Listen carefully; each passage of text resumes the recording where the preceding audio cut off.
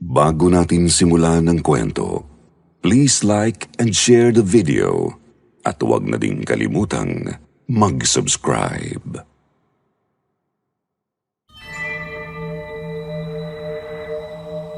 Magandang araw sa lahat ng mga tagapakinig.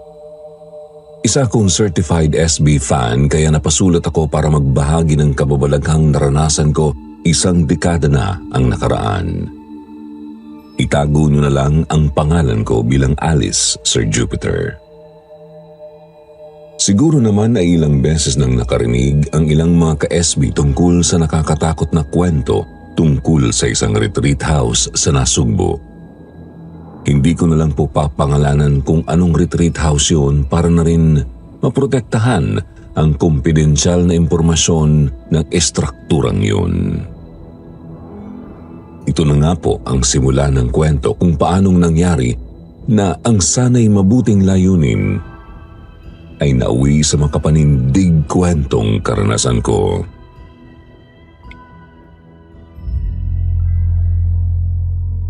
Mga edad 17 ako noon nang pumasok ako sa retreat house para sana ibalik ang pananampalataya ko sa Diyos.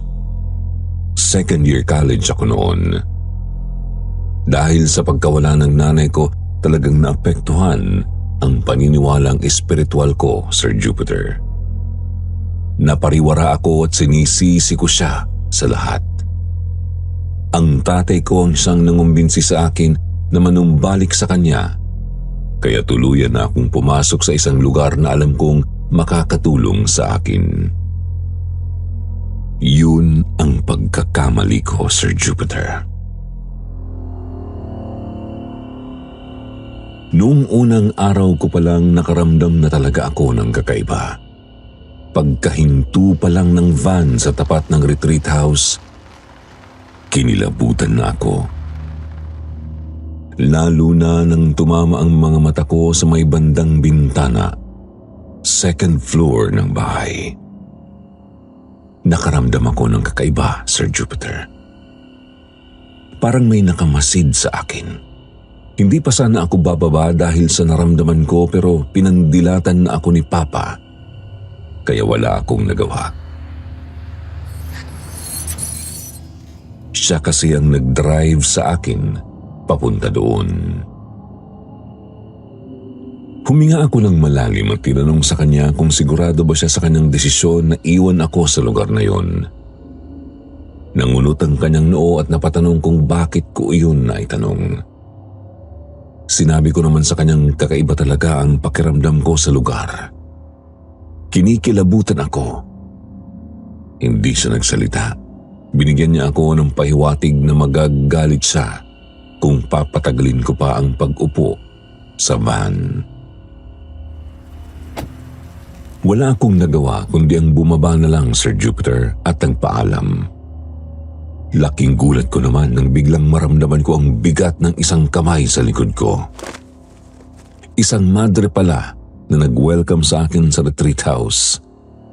Itatago ko na lang ang pangalan niya bilang Sister Lani, Sir Jupiter. Napansin ni Sister Lani ang pagkagulat ko nang makita ko siya. Natawa naman siya ng bahagya at nang hingi ng paumanhin. Base sa obserbasyon ko, mabait naman siyang klase ng tao. Nababasa ko sa kanyang mga mata ang pagiging mapagmahal at malambing sa ibang tao. Ramdam kong mabuti ang kanyang kalooban. Magaan ang pakikitungo niya, Sir Jupiter, kaya naman kaagad akong naging komportable sa kanya. Umalis na si Papa nang hindi man lang ako binigyan ng kung anong salita. Basta lang siyang nagmaneho, palayo. Pinagmasdan na lamang namin ni Sister Lani ang sasakyan at nang mawala na sa mga mata namin, pumasok na kami. Ipinakilala niya ako sa ilang mga staff doon at pati na rin sa kanyang mga kasamang madre at isang pari. Si Father Elinoy. Yun na lang ang itatawag ko sa kanya, Sir Jupiter.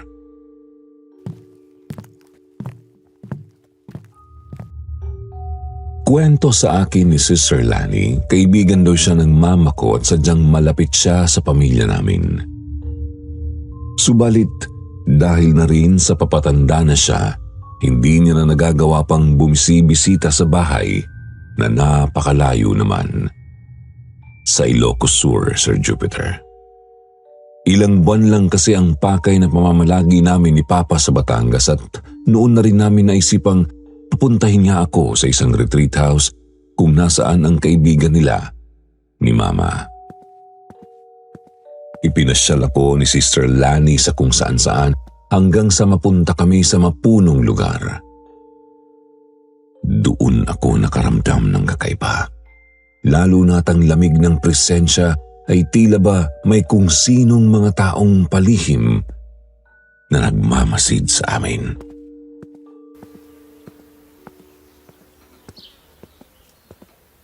Karamihan sa mga pumupunta roon ay sumasadya dahil sa napakalamig na presensya. Marami kasing puno at sadyang ang sarap tambayan. Kadalasang ding isinasagawa nila ang mga pagpapasyang espiritual dito dahil sa tingin nila ay madali nilang maikonekta ang sarili sa Diyos. Kwento niya sa akin. Sa isip-isip ko naman parang hindi ko kakayanin. Kakaiba ang pakiramdam ko. Hindi kapayapaan. May kakaiba talaga. Bigla ay nahagilap ng mga mata ko ang figura ng isang babaeng nakaputi na nakatago sa isang banda. Sa may kalakihang puno. Subalit, nawala ito sa pagkurap ko. Nangunot ang noo ko, Sir Jupiter, hindi ako pwedeng magkamali. Meron akong nakita talaga sa bandang yun. Walang pag-aalinlangan akong napatanong kay Sister Lani kung meron bang ibang tao doon sa lugar sa mga oras na yon. Nakahinga naman ako ng maluwag nang sabihin niyang walang araw na walang bisita ang retreat center na yun. Kahit papaano, nakaramdam ako ng ginhawa at nawala sa isip ko na may kakaiba doon sa lugar na yon. Siguro ay agad lang umalis ang nakita kong babae nang mapakurap ako. Matapos namin sa bandang yun, pumunta kami sa isa pang bahagi. Merong nakatayo doong estatwa, Sir Jupiter. Ayun ang ayaw na ayaw ko talaga. Kahit sa mga rebulto ng mga santo, ay natatakot ako. Hindi naman sa pagiging walang galang pero natatakot talaga ako sa mga estatwang nakadisplay sa publiko. Hindi niyo naman ako masisising lumaki sa mga kwento-kwentong kababalaghan ng ama at ina. Pagkatingin ko sa estatwang yun, Sir Jupiter, halos atakihin ako sa puso nang makitang nakapukol ang mga mata nito sa akin. Napansin ko rin ang kanyang pagbabago bigla ng anyo. Kaagad namang napansin ni Sister Lani na kakaiba ang inaakto ko. Inakbayan niya ako at sinabing mas makabubuting pumasok na lang kami at kumain sa loob.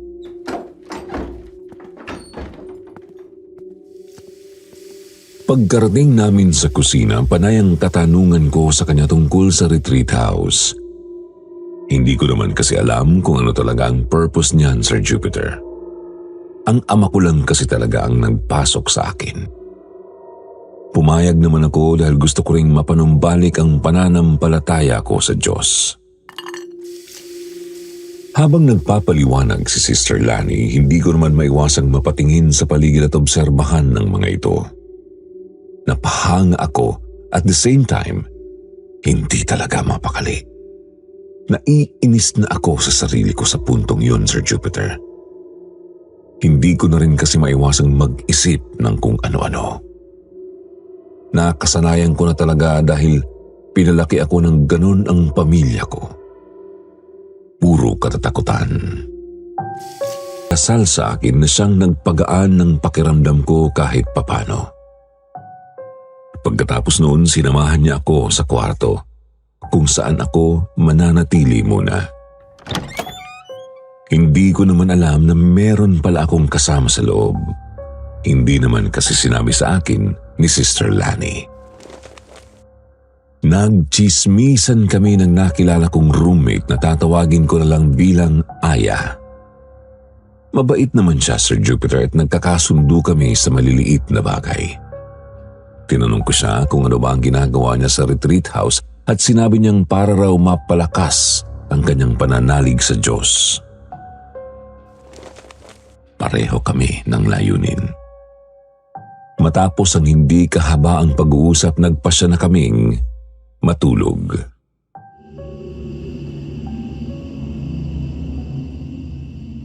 Bandang 3:00 ng umaga, nagising ako dahil sa ingay na naririnig ko sa may bintana. Binabayo ng hangin ang glass kaya naman bumangon ako at tinungo ito. Nangunot ang noo ko nang mapansing nakasara naman ito at nakalock pa. Tiningnan ko ang labas. Wala naman akong nakikitang punong sumasayaw-sayaw dahil sa malakas na hangin. Wala rin namang napabalitang bagyo. Huminga ako ng malalim at tumalikod na. Laking gulat ko nang makita ko si Aya paglingon ko. Nakapikit ang kanyang mga mata pero nakapilig ang ulo. Sumagi sa isip ko ang tungkol sa mga sleepwalkers. Tinulungan ko siyang makabalik sa higaan at natulog ako ulit.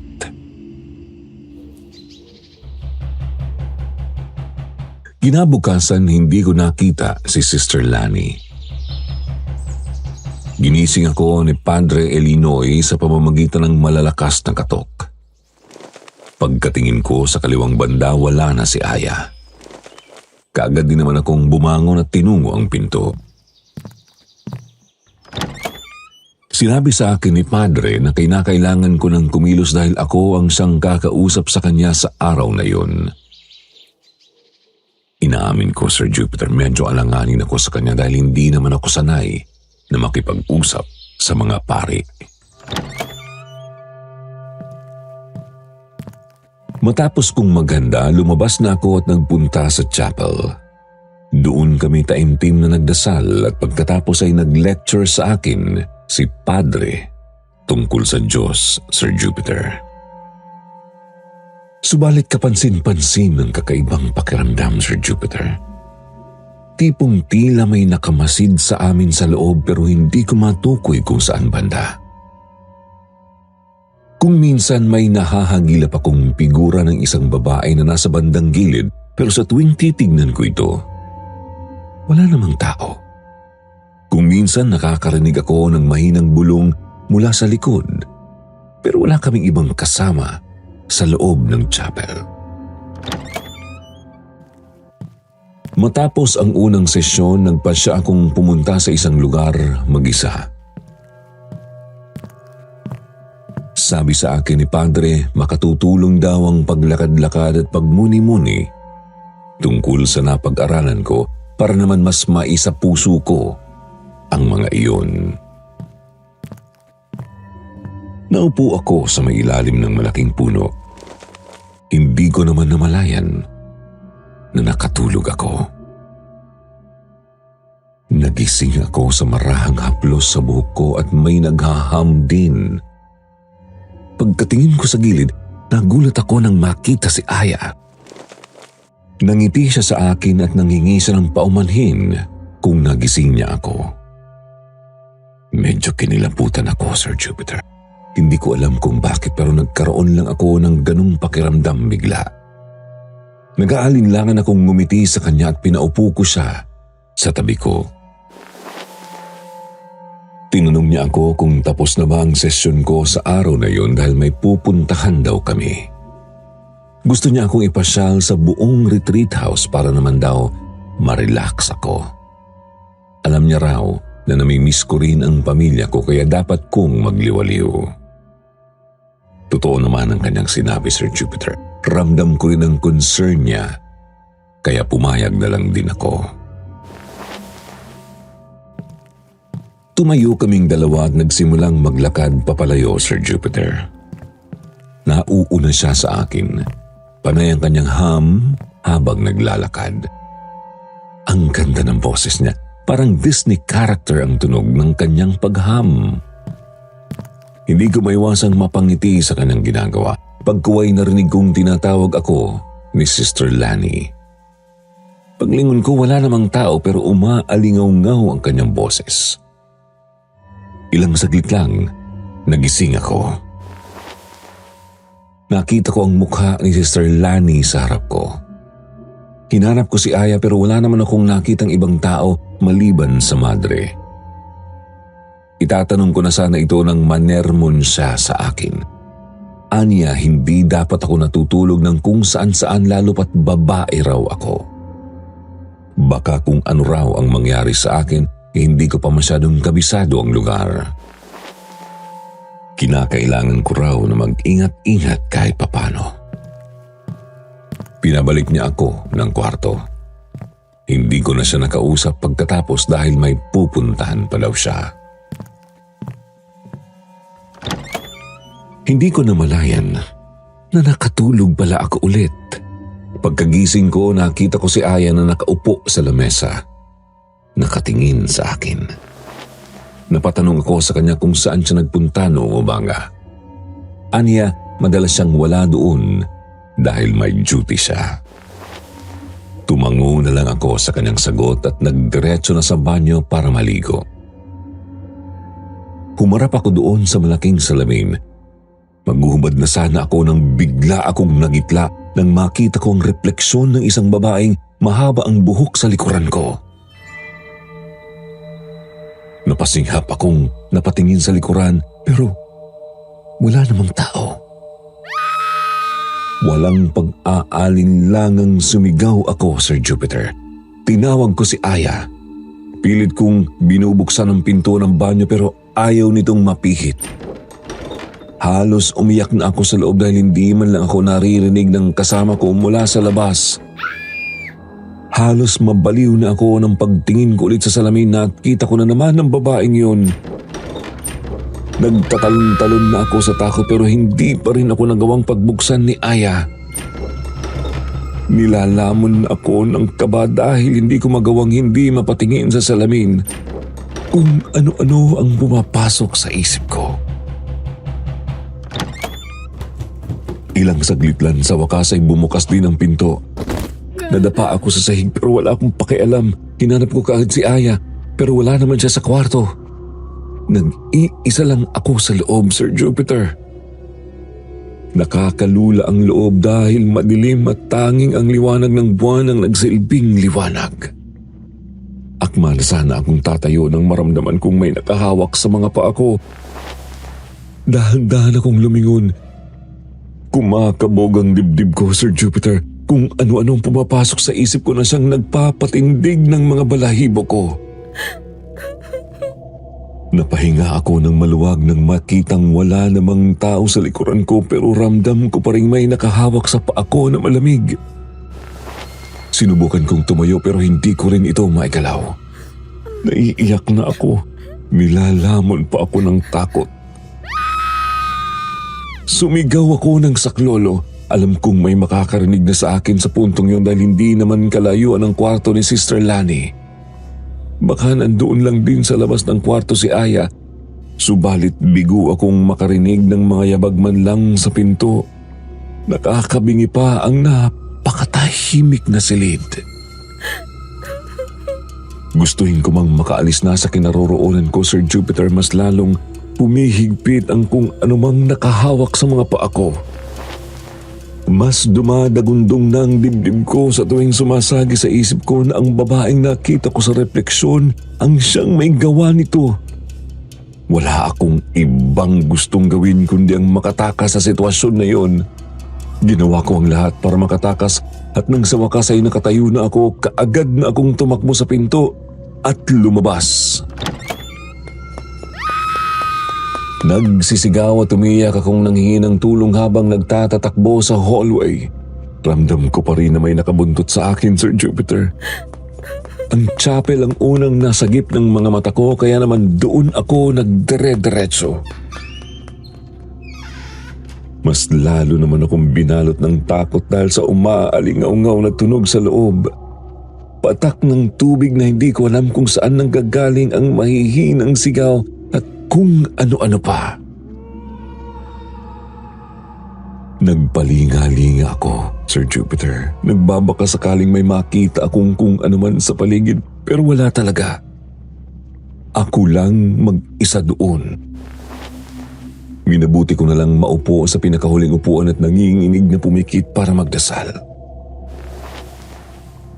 Hindi pa nga ako nakakabigkas ng panalangin, nakarinig na ako ng mahinang paghinga sa tabi ko. Nanindig ang mga balahibo ko, Sir Jupiter, at unti-unti kong iminulat ang mga mata. Nagitla ako nang makita ang nakapalibot sa aking mga figura ng mga taong nakabalot ng puting tela. May kung ano-ano silang ibinubulong pero hindi ko maintindihan. Napapayuko akong sumigaw. Nakabalot ang mga kamay ko sa tenga. Nagmakaawa ako sa kanilang tantanan nila ako. Hindi ko ginustuhan kung anumang nagawa ko na siyang resulta ng kanilang pang-aabala sa akin. Iyak ako ng iyak habang nagmamakaawa sa kanilang layuan ako. Bigla naman akong napahinto nang maramdaman ko ang mabigat na kamay sa balikat ko. Pagkaangat ko ng tingin, nakita ko si Sister Lani at Padre Elinoy. Pareho silang takang-taka. Umiiyak akong niyakap si Sister Lani ng mahigpit at isinalaysay sa kanya ang buong pangyayari. Kunot ang noong nagsalita si Padre Elinoy. Natutulog ka lang naman, anak, nang madatnan ka namin dito. Wala namang ibang tao rito kundi ikaw lang. Baka panaginip lang yun na sa tingin mo ay nangyari talaga. Mas mabuti pa kung magtimpla ka na muna ng gatas. Sa tingin ko, namimiss mo ang pamilya mo kung kaya't kung ano-ano ang pumapasok sa isip mo. Panaginip? Hindi maaaring panaginip yun, Sir Jupiter. Talagang ramdam ko ang sariling nanginginig pa at basa rin ang mga paa ko. Ibig sabihin talagang galing akong banyo.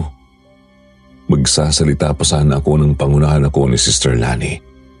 Sinabi niya sa aking samahan siya sa kusina para makapagtimpla ng gatas. Marami akong gustong itanong sa kanya, sa totoo lang, Sir Jupiter, pero napapangunahan ako ng hiya. Hindi ko rin alam kung dapat ko bang questionin ang pananampalataya niya sa Panginoon at ang retreat house na yun. Baka ako lang din kasi ang nag-iisip talaga ng masama tungkol doon. Paano na lang kaya kung umuwi na lang ako? Pagdating namin sa kusina, pinagtimpla niya ako ng gatas. Habang ginagawa niya ito, nagsalita ako. Sinabi ko sa kanyang mas makabubuti siguro kung umuwi na lang ako dahil mukhang wala rin namang silbi ang pagpunta ko doon. Nasasayang lang din ang binayad ni Papa na malaking halaga na good for 1 month stay ko. Napatingin sa akin si Sister Lani. Nakakunot ang noo. Natanong niya sa akin kung bakit ko raw ba yun naisip. Ano raw ba ang bumabagabag sa akin at napagpasyahan kung hindi ituloy ang session. Huminga ako ng malalim at isinalaysay ko naman sa kanya ang karanasan kong hindi maganda sa loob ng 2 araw na pananatili ko roon. Lumapit siya sa akin at hinawakan niya ang kamay ko. Aniya, isa iyon sa mga pagsubok ng Diyos na dapat kong pagtuunan ng pansin. Huwag lang daw akong mawawala ng pag-asa dahil simula pa lang iyon. Kinakailangan ko raw magpatuloy kung gusto kong malagpasan ang pagsubok na iyon ng Diyos. Hindi na ako nagsalita pagkatapos noon, Sir Jupiter. Pagkatapos niya akong timplahan ng gatas, umalis na rin siya. Naiwan na naman akong mag-isa doon. Huminga ako ng malalim habang nagmumuni-muni. Pagkatapos noon, dumiretso na ako sa kwarto. Nadatnan ko na naman si Aya na nagbabasa ng libro sa lamesa. Kunot ang noo kong tinanong siya kung nasaan siya kanina, gayong halos mamatay na ako sa takot. Nagtaka naman siyang napatingin sa akin at sinabing wala naman daw ako buong gabi sa kwarto. Yun lang daw ang unang beses na nakita niya akong pumasok doon. Nangunot ang noo ko, Sir Jupiter. Ibig sabihin talagang panaginip lang ang nangyari?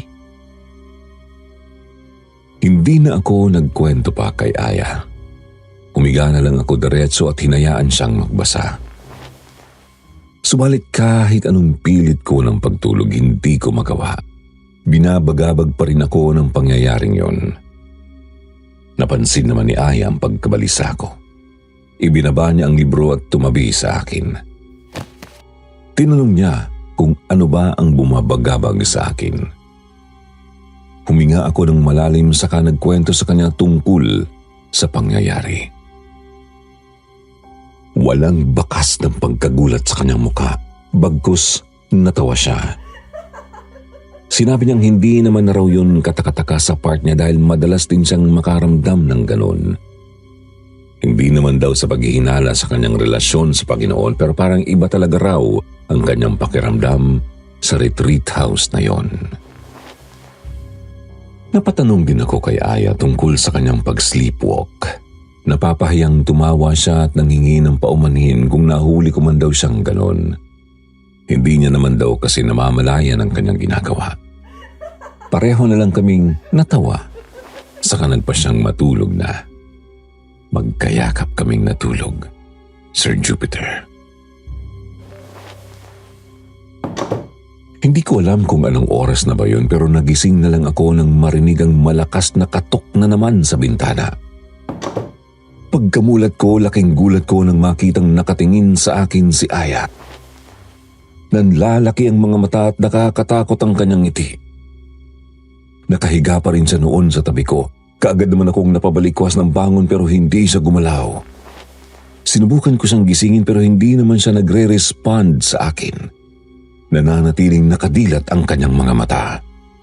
Ako yung natakot, Sir Jupiter, dahil baka kung ano ang mangyari kung sakali mang mapasukan iyon ng hangin.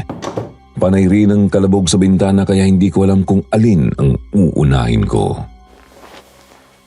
Gusto kong sampalin si Aya, Sir Jupiter, pero nangingilabot ako sa kanyang hitsura. Huminga ako ng malalim at pinuntahan na lang ang bintana. Pagkatingin ko rito, wala namang tao at wala ring hangin. Akma na sana akong babalik nang may mabangga akong matigas na bagay sa likuran. Halos malunod ang puso ko, Sir Jupiter, nang sumagi sa isip kong ang babae itong nakita ko sa banyo. Dahan-dahan akong napatingin sa direksyon ng nabangga ko at muntikan akong mapasigaw nang makita si Aya. Ganun pa rin ang kanyang itsura. Huminga ako ng malalim at pilit na inisip na normal na yun sa kanya at hindi ko dapat siya pag-isipan ng kung ano-ano. Nanginginig man, inalalayan ko siya para makabalik sa higaan. Gusto ko nang umiyak sa totoo lang, Sir Jupiter. Ganito ba talaga ang pagsubok ng Diyos? Hindi ko alam kung paano akong nakatulog ulit basta paggising ko, maliwanag na ang buong kwarto at wala na naman si Aya. Naligo ako at dumiretso sa kusina para kumain. Nadatnan ko si Sister Lani na kumakain. Pinasabay niya na lang din ako.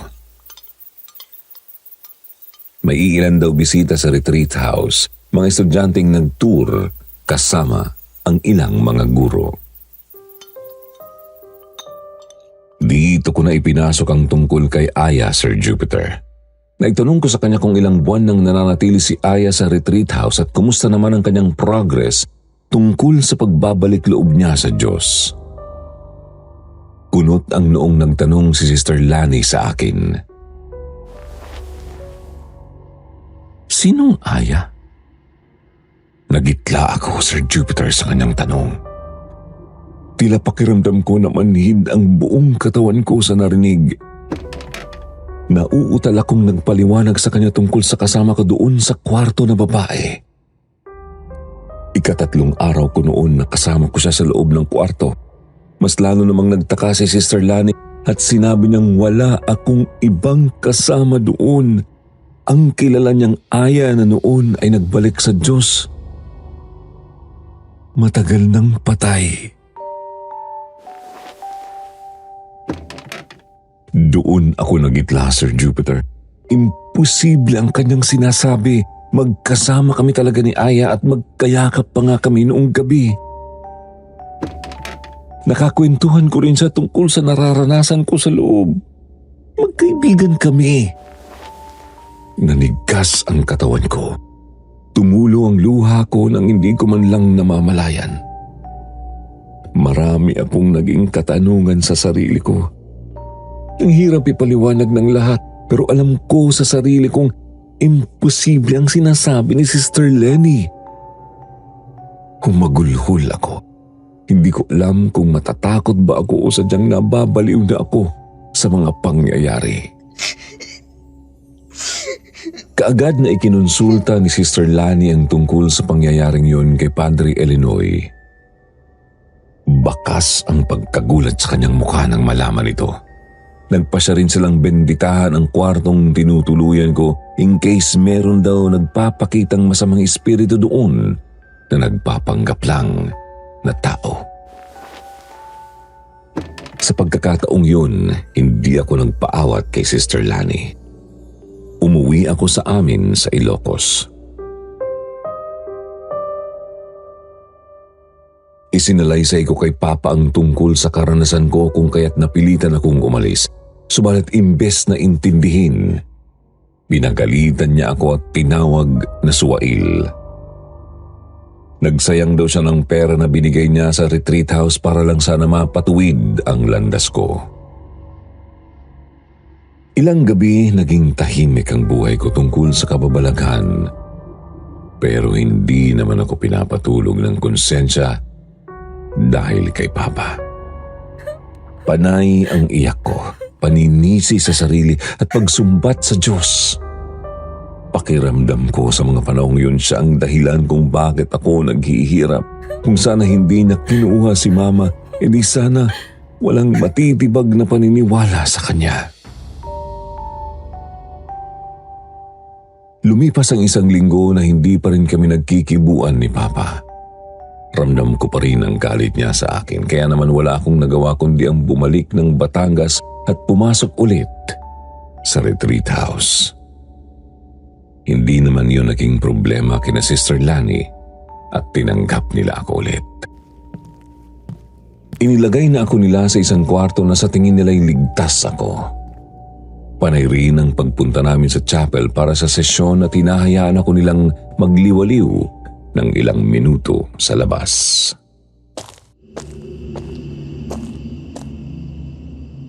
Unang gabi sa kwartong yun, wala akong naramdaman na kung ano. Sa tingin ko ay naging ligtas na rin ako sa wakas.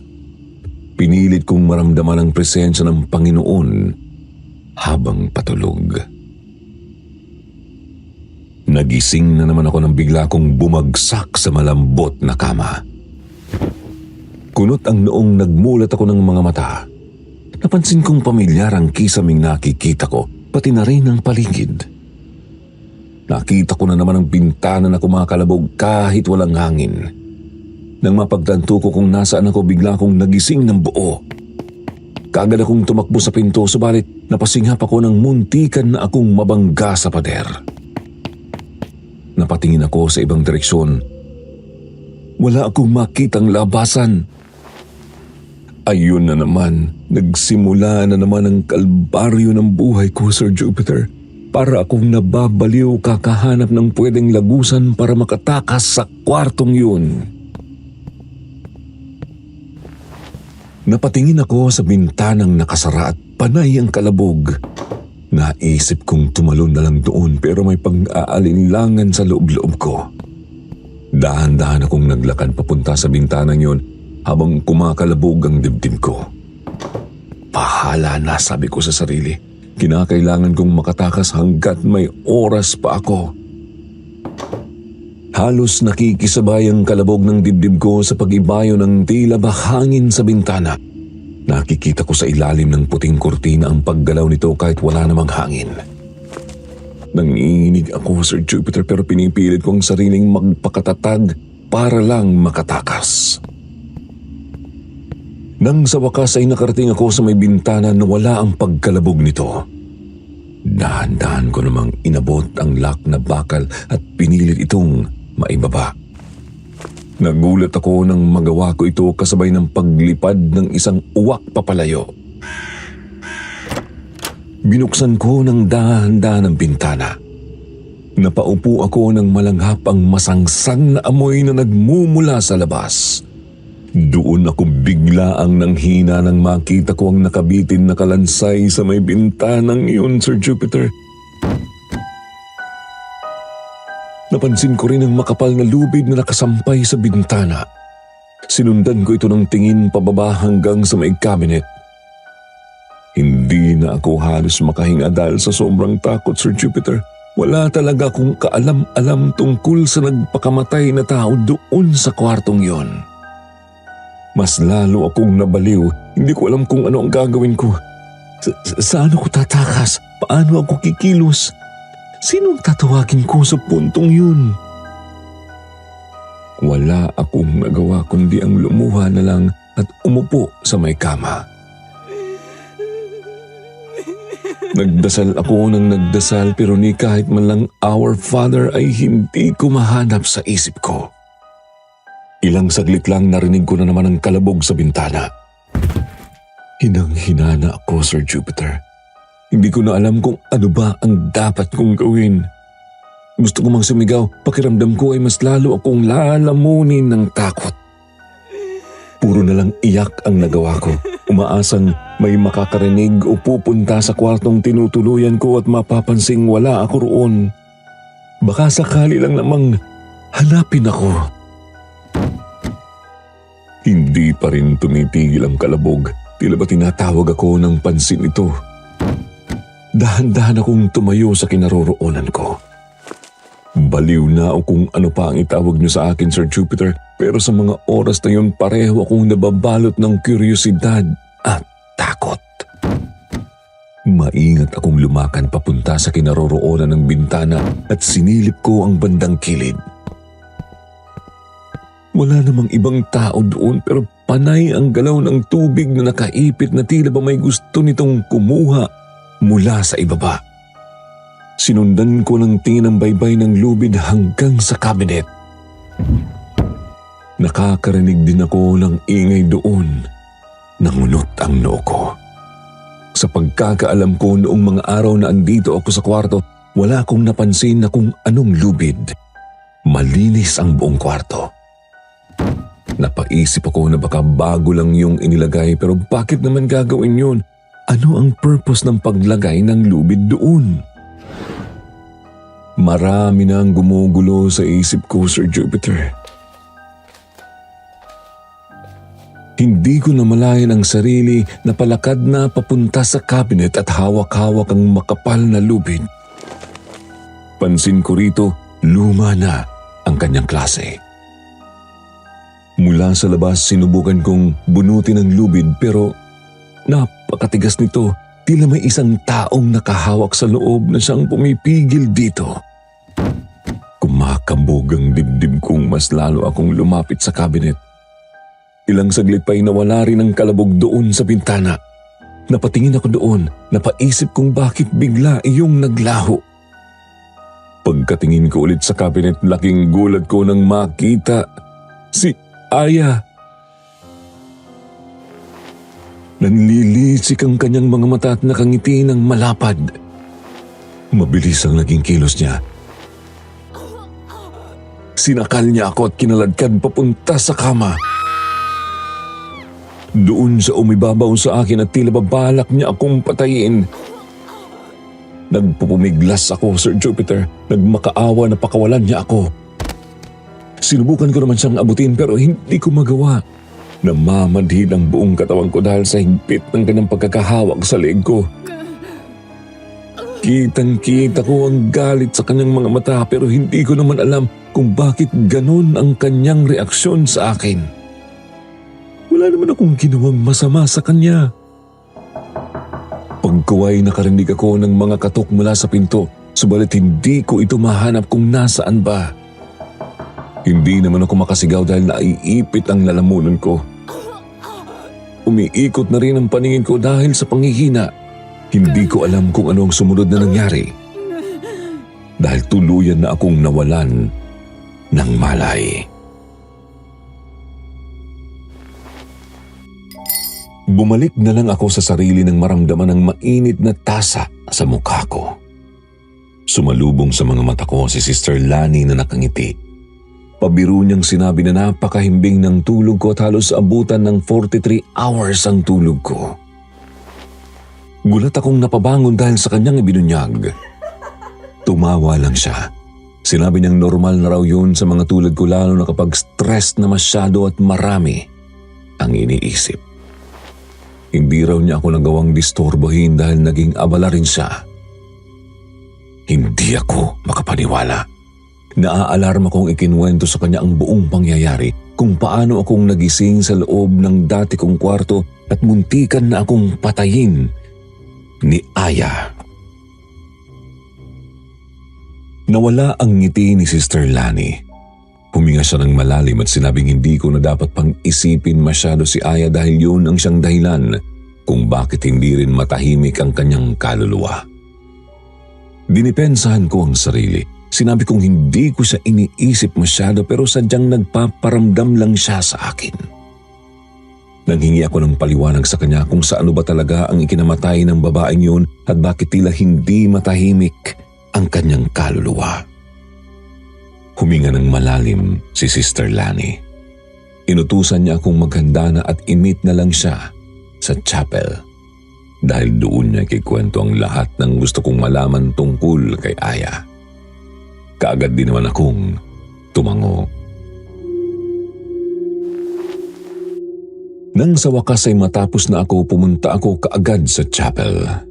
Nakita ko siyang taimtim na nagdadasal sa may harapan. Nilapitan ko siya pero hindi niya naman ako pinansin.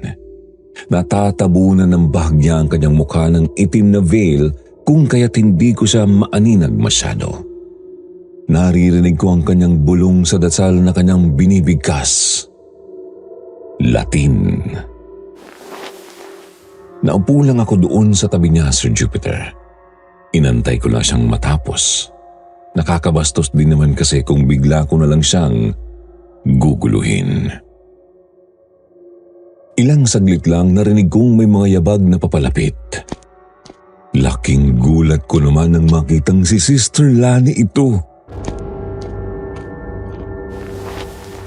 Pagkatingin ko sa tabi ko para akong binagsakan ng bato nang makitang wala akong katabi. Taranta akong napatayo at kaagad nilapitan si Sister Lani. Nanginginig ang kamay kong itinuro ang bandang inupuan ko at pilit na isinalita sa kanyang tungkol sa katabi ko kanina na akala ko ay siya. Hindi ko nakita ang pagkagulat sa mukha ng madre, Sir Jupiter. Blanko ang kanyang ekspresyon na sinabing, sadyang nakadikit na ang kanyang tiwala sa iyo. Nauutal akong napatingin sa kanya kung ano ang kanyang ibig sabihin noon. Hinawakan niya ang kamay ko at sabay kaming naupo sa mahabang upuan. Halos nanigas na nga ako sa kinatatayuan ko dahil sa takot pero pinilit ako ni Sister Lani na mag-relax kuno para naman mawala ang kabang nararamdaman ko. Nang sa wakas ay nagawa kong makaupo sa tabi niya, nagsimula siyang magkwento.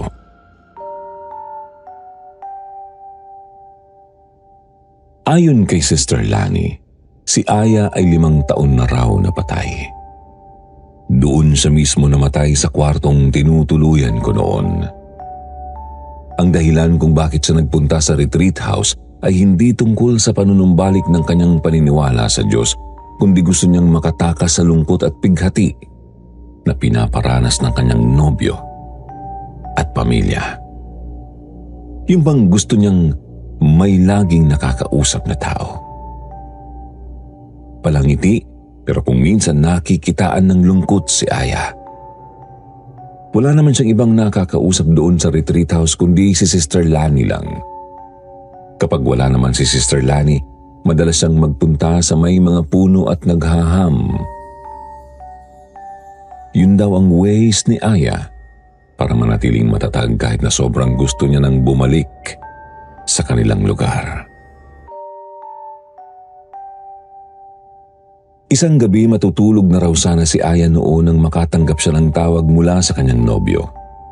Sinabi nitong mas makabubuti sa kanila kung maghiwalay na lamang dahil hindi naman na raw sila nagkakaintindihan. Wala na raw patutunguhan ang kanilang relasyon. Ito ang gumuho sa mundo ng dalaga kung kaya't naisipan niyang magpakamatay. Ginamit niya ang lubid na nakatago sa cabinet na nandoon sa kwarto at yun ang kanyang ginawang pangtapos sa kanyang masalimuot na mundo. Subalit hindi naman na raw matahimik ang kaluluwa ng dalaga. Kung kaya't kung sino man ang siyang pumupunta sa loob ng kanyang tinutuluyang kwarto noon ay sinusubukan niyang kausapin. Ngunit palagi na lang nauuwi sa pananakot ang kanyang ginagawa. Hindi naman daw talaga ito sinasadya ni Aya. Kunot ang noo kong nagtanong kay Sister Lani kung bakit nagwe-welcome pa rin sila ng mga bisita sa loob ng kwartong yun. Gayong hindi nga matahimik ang kaluluwa ni Aya. Sa tingin ko kasi delikado siya. Nagmumukha lang siyang mabait sa una pero pag nakilala na, kakaiba talaga ang kanyang aura. Merong bumabagabag sa isip ko na mali. May kulang sa kwento ni Sister Lani. Hindi siya sumagot. Huminga siya ng malalim at sinabing hindi na dapat pang pag-usapan ang tungkol doon dahil posible na naman akong atakihin ni Aya at dalhin ang kaluluwa ko sa kabilang kwarto. Doon ako nagitla, Sir Jupiter. Hindi ako makapaniwala sa kanyang sinabi. Napatanong ako sa kanya kung ano ba ang kanyang ibig sabihin doon pero ayaw niya talagang magsalita. May pakiramdam akong may detalye pa talagang kulang sa kanyang sinabi sa akin. Kinakailangan kong malaman ang tungkol doon at alam kong siya lang ang makakasagot noon.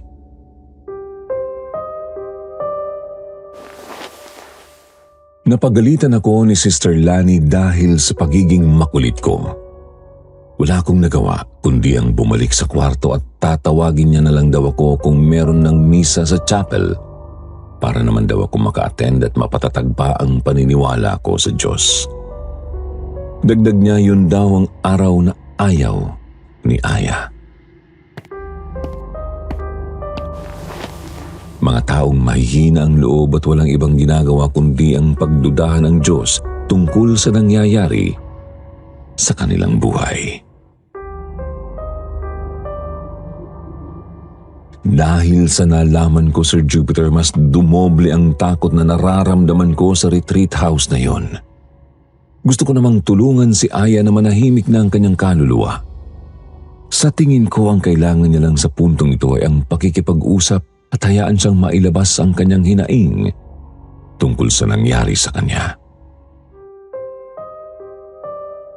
Hindi ko naman nararamdaman na may paghihiganti siya sa mga tao. Sadyang nanghihingi lang siya ng pagkakataon na mapakinggan.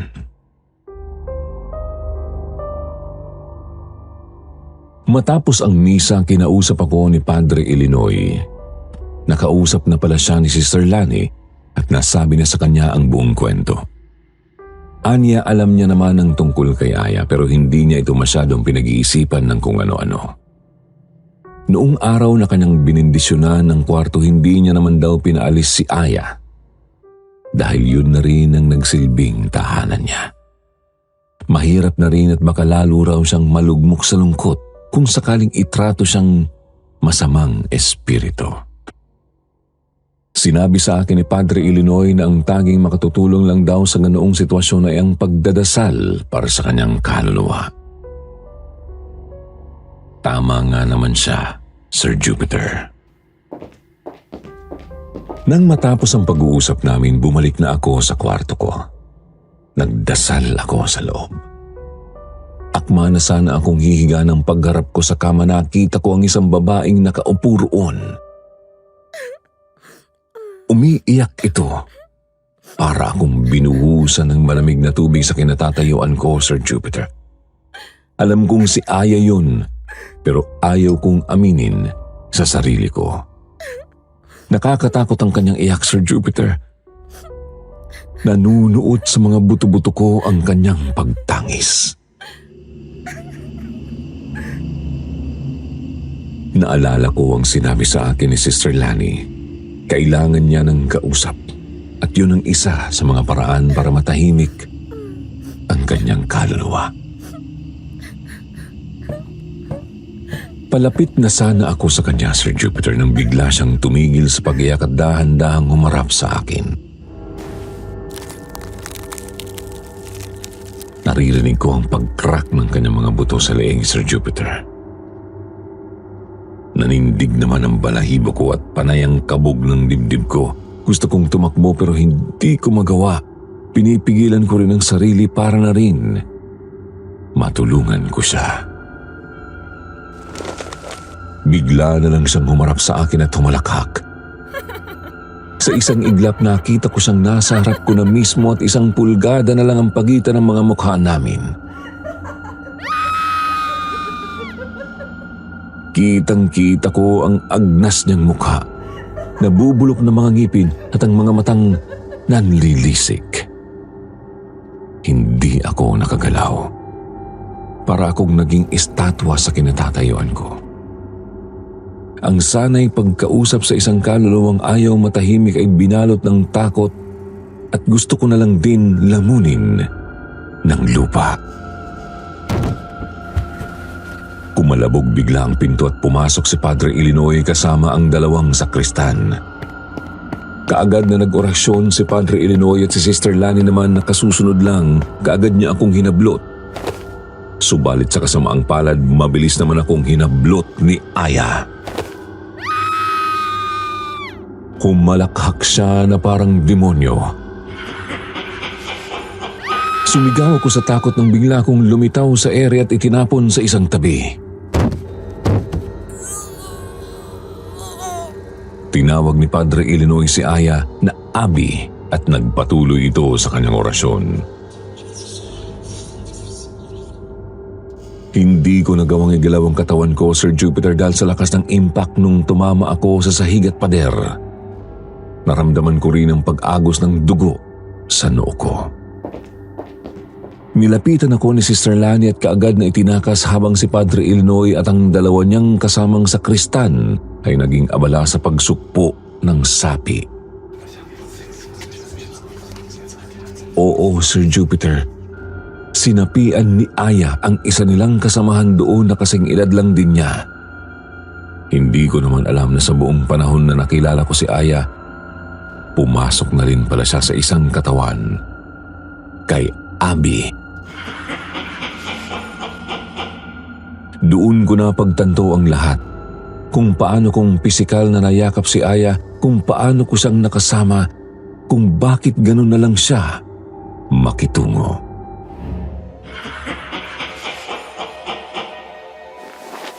Nabigyan ako ng linaw ng lahat, Sir Jupiter. Ipinaliwanag din sa akin ni Sister Lani na ang pangyayari kung saan naramdaman ko ang sariling nasa ibang lugar ako ay ang pagkuha mismo ni Aya sa kaluluwa ko mula sa aking katawan.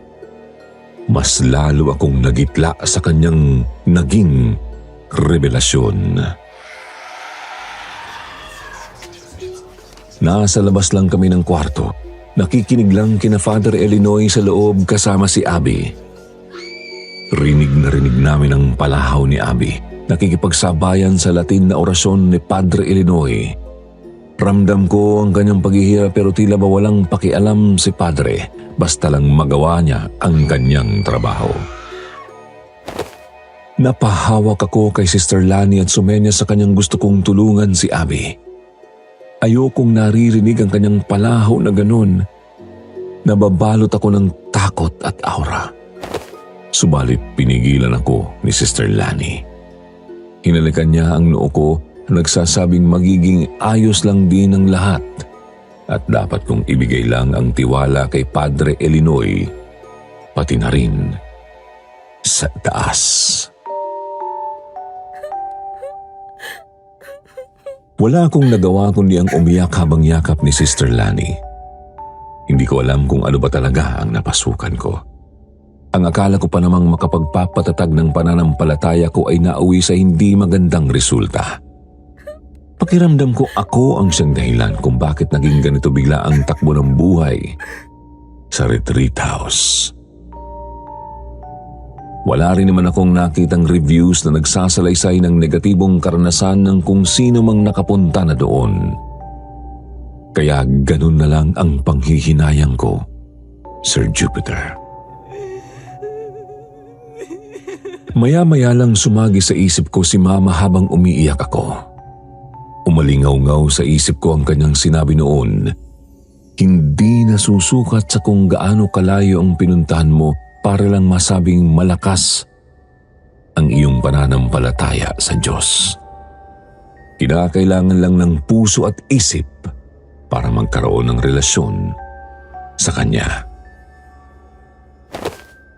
Doon ako namulat, Sir Jupiter. Humiwalay ako sa yakap ni Sister Lani at sinabi sa kanyang pagkatapos ng lahat ng ito, aalis na ako. Hindi na ako babalik dahil alam ko na ang sagot para maibalik ang pananampalataya ko sa Panginoon. Sarili ko lang din ang makakasagot nun. Kinakailangan kong tatagan ang puso't isip ko para magkaroon ulit ng relasyon sa Diyos. Umiiyak ako habang sinasabi ang mga katagang iyon. Natigilan ako nang may kumatok mula sa loob ng kwarto. Pagko ay bumukas ito at tumambad si Padre Elinoy. Sumunod ang dalawang sakristan na akay-akay si Abby. Maputlang maputla at nanghihina. Ayos na siya. Pinalaya na siya ni Aya. Sabi ni Padre Elinoy. Sa boses niya bakas ang tinig ng kasiyahan at kasiguraduhan. Nakangiti rin siyang tiningnan ako at nagpasalamat. Nangunot ang noo ko. Nagtanong ako kung bakit ako ang kanyang pinasalamatan. Sinabi naman niyang kung hindi ko raw nagawang kausapin si Aya sa loob ng mga panahong iyon, hindi niya magagawang masugpo ang problema. Matagal na raw talagang nawala ang katawan ni Abby at nawalan na sila ng pag-asang matatagpuan pa siya. Subalit dahil sa akin, nagawa niya ring ibalik at naagapan bago mahuli ang lahat sa kanya. Magmula noon, naging magkaayos din kami ni Papa, Sir Jupiter. Palagi niya rin akong sinasamahan sa tuwing pumupunta sa simbahan. Kahit papano ay hindi ko na rin naramdaman ang presensya ni Aya. Kung minsan napapanaginipan ko rin naman siya, pero yung tipong panaginip na masasabi kong masaya na rin siya kung nasaan siya ngayon. Natanong ko sa kanila kung minsan pa rin bang nagpaparamdam si Aya at kung kumusta na ba ang kalagayan ni Abby. Masaya namang ibinahagi ni Sister Lani na wala nang paramdam si Aya at sa tingin nila'y sa wakas, naging tahimik na rin ang kanyang kaluluwa. Salamat sa tulong ko at ni Abby. Sa kabilang banda, si Abby naman ay nakapagpatuloy na sa kanyang pag-aaral sa kolehiyo at tuluyan na siyang namuhay ng normal kasama ang pamilya.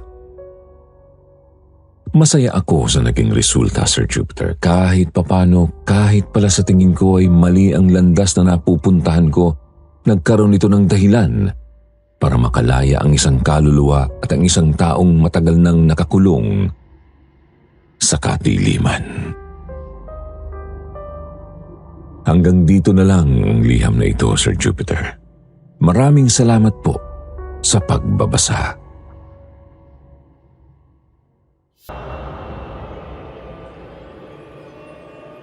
Bantay ng Kayamanan.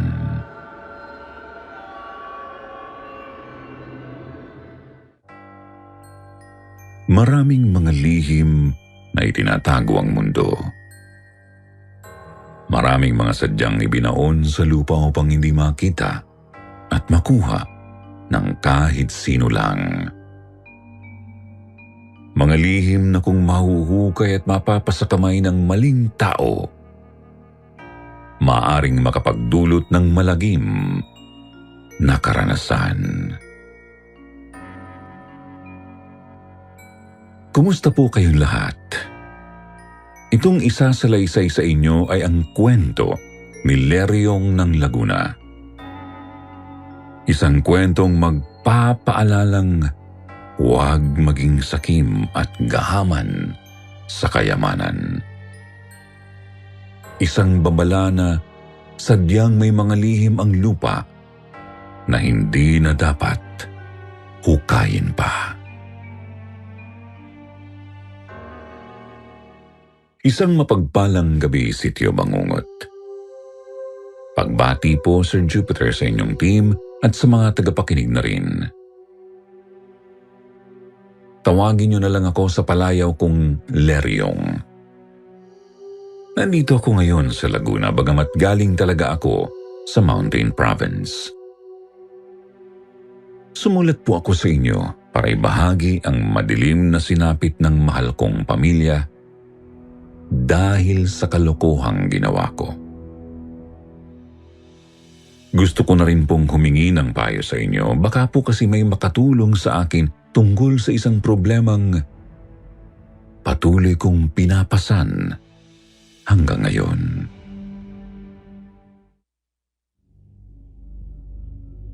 '89, nasa 25 anyos po ako nito. May magandang asawa at merong 6 na taong gulang na anak. Tawagin na lang nating si Gemma ang asawa ko at si Kaloy naman ang aming uniko iho. Bagamat medyo hikahos ang aming pamumuhay, masasabi kong payapa at masaya naman kaming magpamilya. Hindi kami halos nang-aaway ni Gemma, tapos ay masipag mag-aral si Kaloy. Subalit, nagsimulang malusaw ang maganda naming buhay nang dapuan kami ng isang sumpa.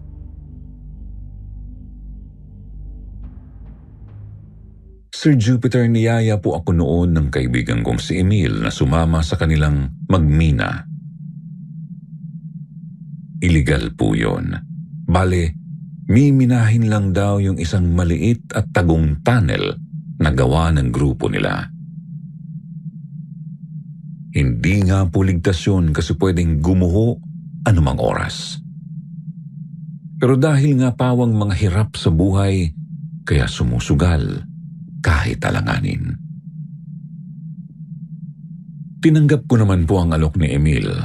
Pera na palalagpasin ko pa ba? Kinausap ko na rin po si Gemma. Noong una ayaw pa niya kasi nga delikado. Pero napapayag ko rin kasi sinabi kong para rin naman sa anak namin. Nagpaalam na rin ako sa may-ari ng manukan kung saan ako nagtatrabaho. Naging maayos ang mga unang araw ko sa minahan, Sir Jupiter. Tinuturuan naman nila ako kung ano ang mga dapat gawin at natutunan ko rin naman agad. Bagamat hindi naman kalakihan ng sahod pero mas malaki naman ng konti sa kinikita ko sa manukan. Isang araw po may hinuhukay kaming bagong tunnel noon. Oras ng pahinga kaya iniwan muna ako ng isa kong kasama. Kakain lang daw siya. Ako naman mag-isang umupo muna malapit lang doon sa hinuhukay namin. Isip ko susunod lang ako maya-maya kasi gusto ko munang ipahinga ang mga paa at braso ko. Makalipas ang ilang minuto may napansin po akong kung ano sa lupa. Kulay berde pero hindi naman mukhang lumot. Tinapatan ko ng flashlight at napansin kong isa itong tela. Kaya hinukay ko pa ang bahaging yun hanggang sa tumambad sa akin ang palad ng isang kalansay. Hinukay ko pa ng hinukay at nakuha ko na ng tuluyan ang buong kalansay ng isang sundalong Hapon.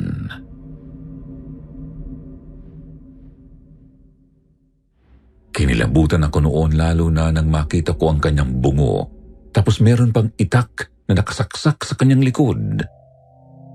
Bumaon talaga ang patalim sa mismong buto sa may gulugod. Tatawagin ko na sana ang mga kasama ko, ngunit napansin ko ang isang maliit na pouch na nakatali sa kanyang baywang. Binuksan ko ito at nanlaki ang mga mata ko nang makitang may laman itong mga gintong barya.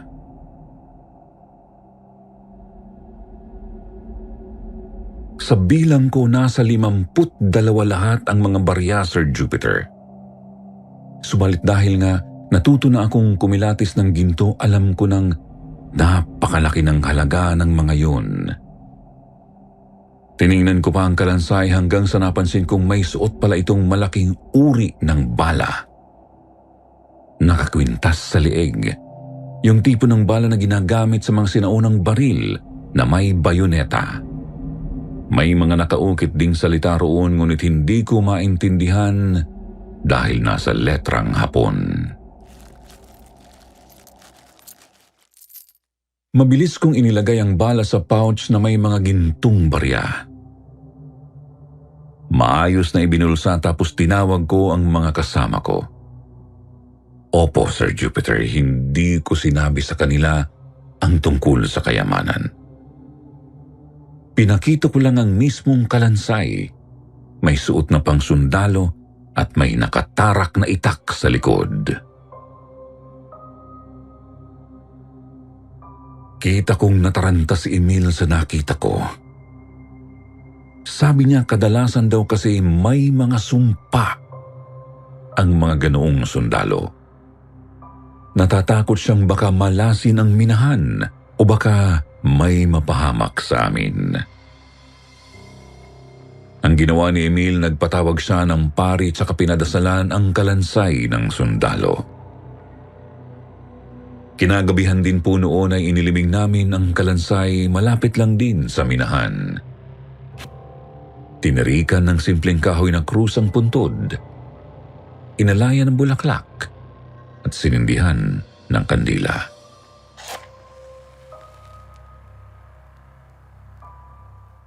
Sa totoo lang, pinipigil ko lang ang sarili ko noon, Sir Jupiter. Gustong-gusto ko na kasing umuwi at ipakita sa mahal kong si Gemma ang mga baryang ginto. Pero ayaw ko namang makahalata ang mga kasama kong may tinatago ako. Ayokong mamigay. Ang sama ko, ano po? Alam ko po, at yun mismo ang pinagsisisihan ko hanggang ngayon. Pagka-uwi ko ng gabing yun, agad kong sinabi kay Gemma ang nakita ko. Pagkatapos, sinabihan ko siyang mag-empake na at nang makabiyahe na kami papuntang Laguna. May mga kamag-anak po kasi ako sa Laguna, kaya doon ko naisipang pumunta. Hindi pa man sumisikat ang araw ay nakasakay na po kaming tatlo ng bus, Sir Jupiter. Nagtaka ang mga kamag-anak ko sa biglaan naming pagdating, pero nangatwira na lang akong doon na ako maghahanap ng trabaho. At wala pang isang linggo na ibenta ko na ang karamihan sa mga gintong barya. Nasa 10 na lang ang natira. Yung perang kinita ko po ay agad kong nilagay sa bangko. Mahigit 200,000 piso rin po yun. Napakalaking halaga noong 1989. Ang hindi namin alam, may kabayaran po pala ang lahat ng iyon. Nasa 1 buwan na po kaming naninirahan sa Laguna noon. Isang gabi, Bigla ko na lang napanaginipan ang mismong tagpo kung kailan ko nakita ang kalansay ng sundalo. Nakaupo ako sa isang tabi sa loob ng tunnel, ngunit wala na po sa lupa ang kalansay. Sa halip, isang sundalo ang nakatayo ilang metro mula sa mismong harap ko. Hindi ko makita ang mukha kasi nakayuko ito. Idagdag pang medyo madilim nga doon sa tunnel. Subalit, gumapang ang kilabot sa kalamnan ko nang mapansing may itak na nakatarak sa kanyang likod. Nanuyo ang lalamunan ko. Sinubukan kong tumayo pero namamanhid ang mga binti ko. Nanginginig din ang mga braso ko kaya't hindi ako makatukod ng maayos sa mga bato. Naruroon lang ako at nakaupo na parang estatwa habang unti-unting humahakbang ang nakayukong sundalo palapit sa akin.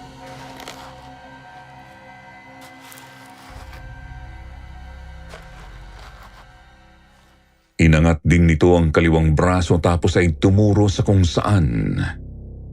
Nilingon ko pero puro lupa at bato lang naman ang naroroon. Tumingin ako ulit sa sundalo at napansin kong unti-unti na siyang nag-aangat ng tingin. Subalit bago pa man ito makatingin diretso sa akin, habol hininga na akong nagising. Nakita ko ang sarili ko sa kwarto ng nabili naming maliit na bahay sa Laguna. Patay ang ilaw pero naaaninag ko ang nakatalukbong kong asawa. Si Kaloy naman ay pataob na kahiga sa pagitan namin.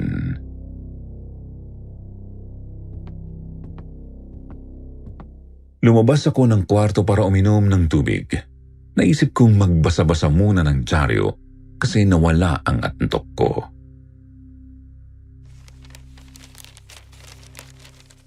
Kumuha ako ng dyaryo sa sala tapos bumalik agad sa silid namin. Binuhay ko ang ilaw at nagulat nang makita si Kaloy. Agad ko po kasi napansing maraming tumubong pantal-pantal sa balat nito. Animoy mga bungang araw kong titignan, pero nasa braso. Nilapitan ko ang anak ko at tiningnan ang buo niyang katawan. Nabahala ako lalo kasi meron din po pala sa kanyang dibdib, likod, hita at kahit sa mukha. Napakataas din ng lagnat ng bata.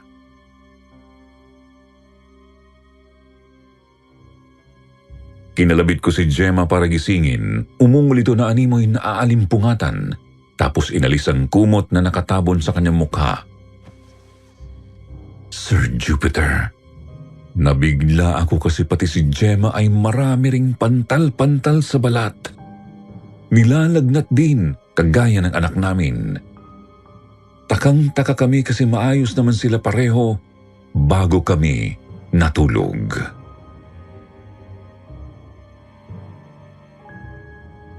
Noong madaling araw din yun ay pumunta kami sa ospital.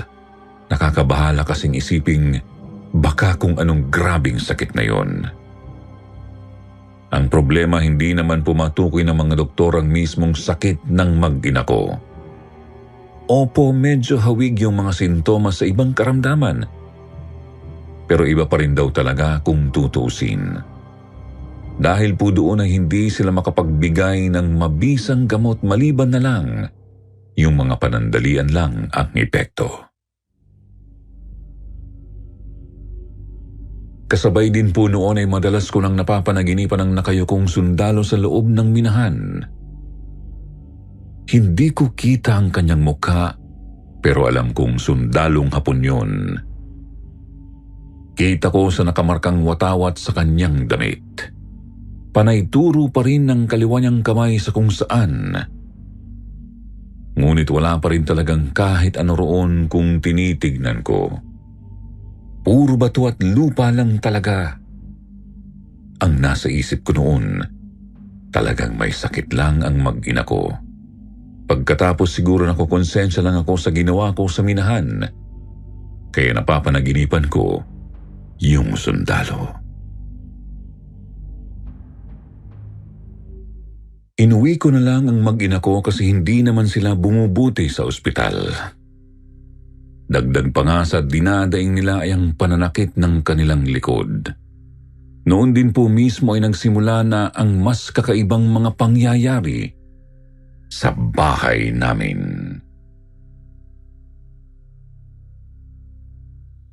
Mga bandang 9:00 po ng gabi noon, lumabas ako para bumili ng gamot ni Gemma at Kaloy.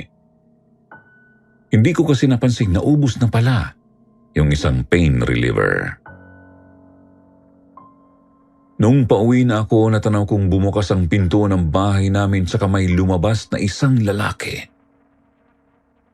Kinabahan ako nang maisip na baka kawatan, tapos baka kako sinaktan nito ang mag-ina ko. Napatakbo ako nang hindi inaalis ang tingin sa lalaki, subalit bigla akong napahinto nang maaninag ang suot nitong military uniform. Mabagal itong naglakad papunta sa direksyon ko habang nakayuko. Ilang saglit pa, inangat na naman ito ang kaliwang kamay at tumuro pahilaga. Sir Jupiter, nahintakutan ako ng tuluyan na itong mag-angat ng tingin at tumitig diretso sa mga mata ko. Mukha ng isang Hapon, ngunit napakadungis. Nababahira ng putik ang kabuuan ng kanyang mukha.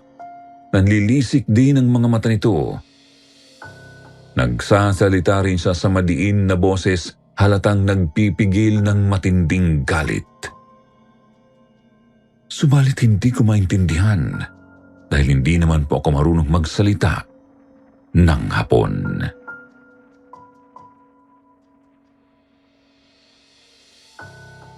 Hanggang sa namalayan ko na lang na tumigil na ito sa pagsasalita. Tumalikod at nakita ko ang nakatarak na itak sa likod nito. Ilang saglit pa ay bigla na lang siyang naglaho sa harap ko. Doon na ako natauhan at nakagalaw. Dali-daling tumakbo papasok ng bahay namin. Nabitiwan ko na nga po ang supot ng gamot sa sala dahil sa kakamadali. Naabutan kong iyak ng iyak si Kaloy at dumadaing si Gemma. Napakasakit daw ng likod nila na parang nasugatan. Agad ko namang tiningnan ang likod nila at napamaang sa takot sa nakita. Pareho silang may malaking sugat sa bandang gulugod. Parehong-pareho ang hugis sa porma ng itak sa likod ng sundalo.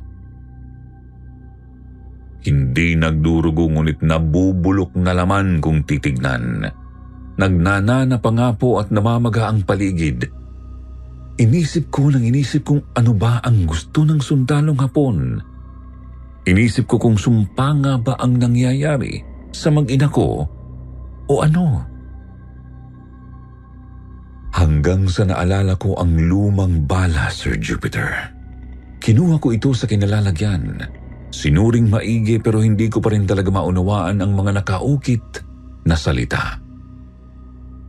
Kaya ang ginawa ko, nagpatulong ako sa mga kamag-anak ko na maghanap ng albularyo. Kako sa kanila baka masamang espiritu ang nagbigay ng karamdaman kina Gemma at Kaloy. Nakahanap naman po sila agad ng albularyo kinabukasan.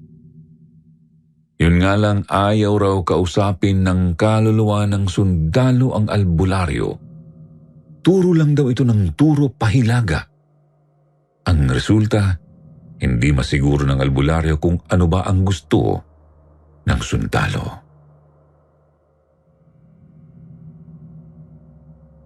Tinanong niya ako kung may kasalanan daw ba ako sa sundalo. Saglit akong natigilan, Sir Jupiter. Kasi natatakot akong umamin. Ang sinabi ko na lang, may nakita nga kaming isang kalansay ng Hapon sa minahan. Tapos may kwintas ito na isang lumang bala ang nakasabit.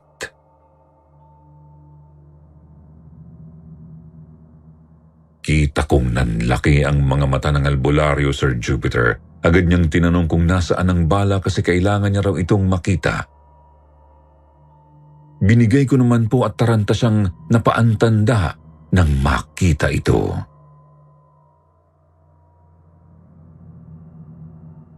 Sabi niya sa akin, "Leryong, makinig ka.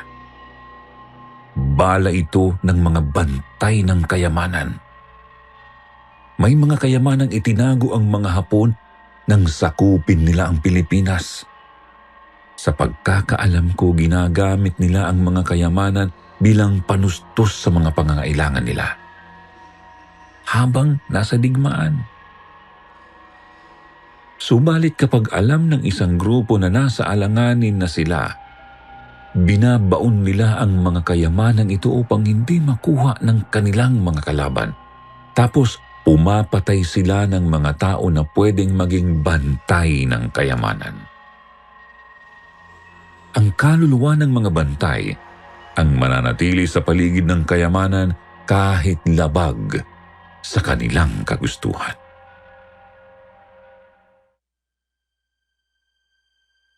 Hindi ako makapagsalita sa narinig. Hindi rin ako agad nakakibo nang tinanong ako ng albularyo kung may nakita ba akong kayamanan malapit sa kalansay. Basta tahimik lang akong umiling-iling habang dinidikdik ng pagsisisi ang kalooban ko.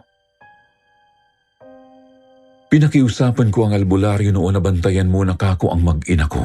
Sabi ko babalik muna ako ng Mountain Province para magtanong-tanong. Agad din akong bumiyahe noong araw na yun, dala ang supot na laman ang lumang bala at ang natirang gintong barya. Bitbit ko rin ang isang pala. Gabi na po nang makarating ako, Sir Jupiter. Sa totoo lang, wala naman talaga akong planong humarap sa kahit sino roon. Palihim nga po ang pagpunta ko sa may bandang Minahan.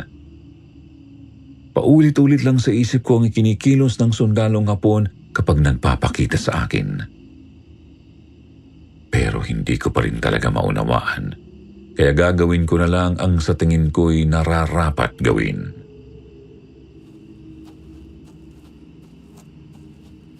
Pumunta po ako sa puntod ng sundalong Hapon.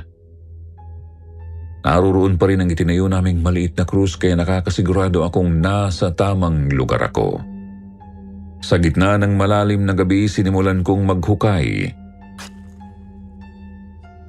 Medyo mabagal kasi ramdam kong naririyan lang siya sa paligid at pinagmamasdan ako.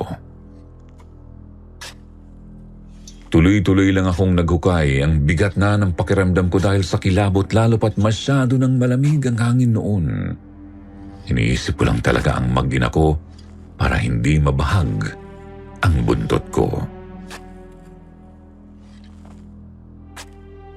Hanggang sa natapos din ako sa paghuhukay.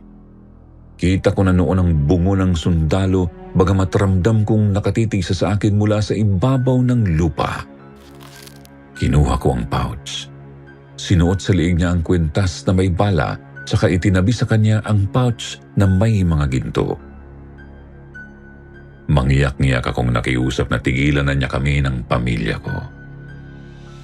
Mangyak-ngiyak akong humingi ng tawad lalo't konti na lang ang natira sa binabantayan niyang kayamanan. Pagkatapos ay bumalik na ako sa ibabaw ng hukay, Sir Jupiter. Nagpahinga ng saglit saka sinimulang ibalik ang mga hinukay kong lupa. Subalit natigilan ako nang makita ko ulit ang kaluluwa ng sundalo sa tabi ng hukay. Nanlilisik ang mga mata nito at nagngangalit ang mga ngipin. Napaatras ako at nabitiwan ko ang pala. Ramdam na ramdam ko ang kanyang galit at ramdam ko ring susugurin niya ako. Tuluyan na akong nilamon ng takot nang humakbang siya paharap. Mabilis ko siyang tinalikuran at kumaripas ako ng palayo. Kahit na pagod sa paghuhukay, pakiramdam ko ay nagasolinahan ang mga binti ko dahil sa kilabot. Dinig ko rin kasi ang paghabol niya sa akin. Dinig ko ang paulit-ulit niyang sigaw ng mga salitang hindi ko maintindihan. Ang naaalala ko lang ang salitang, "Kairitay! Kairitay! Kairitay!" Umiyaw pa siya ng napakalakas nang makalayo ako sa minahan, Sir Jupiter. Hindi na ako tumigil sa pagtakbo hanggang sa makasakay na ako papuntang terminal ng bus. Hindi nga lang talaga ako iniwan ng kilabot kahit noong nasa biyahe na ako.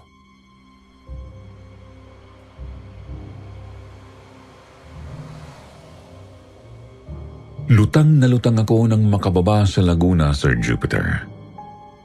Gulong-gulo ang utak kakaisip kung ano ba ang gusto ng sundalo.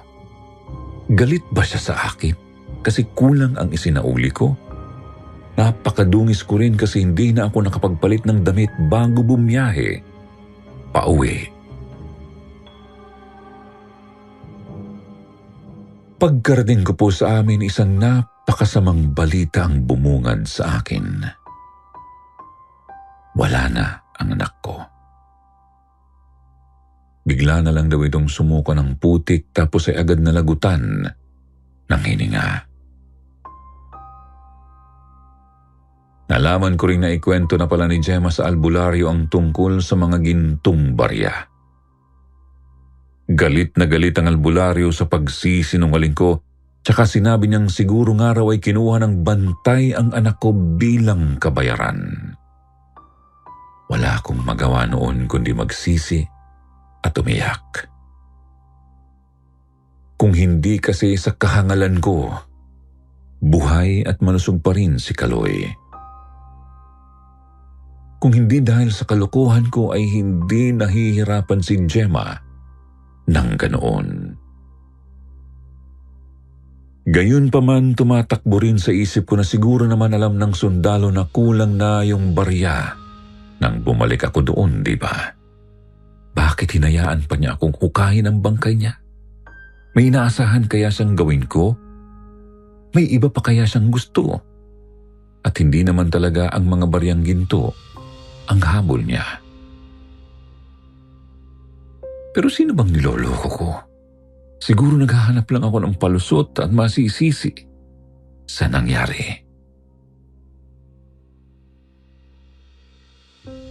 Nang mailibing kasi si Kaloy, sunod namang pumanaw agad ang mahal kong si Gemma.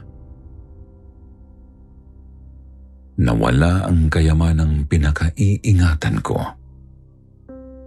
Ang aking pamilya dahil lang sa iilang ginto. Pagkamatay ni Gemma, agad na ring may mga tumubong pantal-pantal sa balat ko. Ilang linggo pa at lumitaw na rin ang nabubulok na sugat sa likod ko. Sir Jupiter, mula 1989 hanggang ngayon, pasan-pasan ko ang pagdurusang ito. Hindi ko nga maintindihan kung bakit hindi pa rin ako namamatay. Pakiramdam ko talaga may gusto pa ang sundalo na gawin ko. Hindi ko nga lang talaga alam kung ano. Madalas pa rin kasi siyang nagpapakita sa panaginip ko at panayduro pa rin. Pahilaga. Sir Jupiter, kung kayo po kaya ang tatanungin, paano kaya matatapos ang pagdikit sa akin ng sundalong yun?